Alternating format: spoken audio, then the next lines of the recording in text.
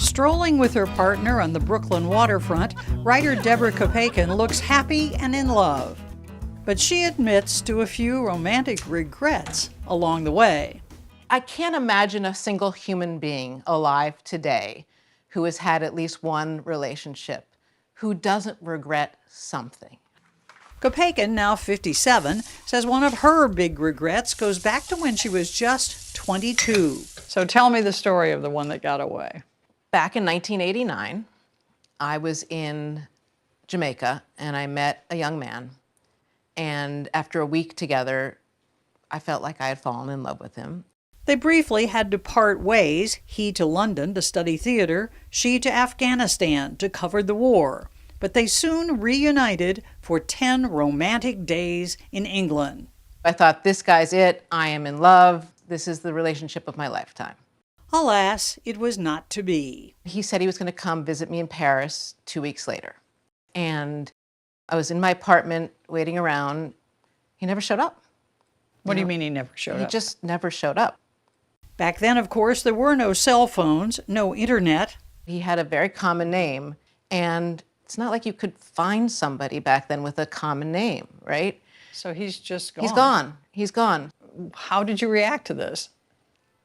I mean, how would you react? I was sad. And I was also confused and heartbroken. Do you think that romantic regret can last a lifetime?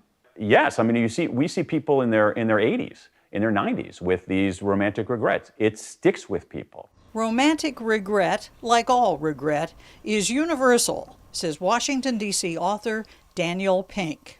Everybody has regrets. I mean, we have evidence from neuroscience, from social psychology, from cognitive science that the only people who truly don't have regrets are 5-year-olds. People with certain kinds of neurodegenerative diseases don't have regrets, and sociopaths don't have regrets. Everybody else has regrets. For his book on the subject, Pink collected more than 26,000 regrets, many of them from the lovelorn.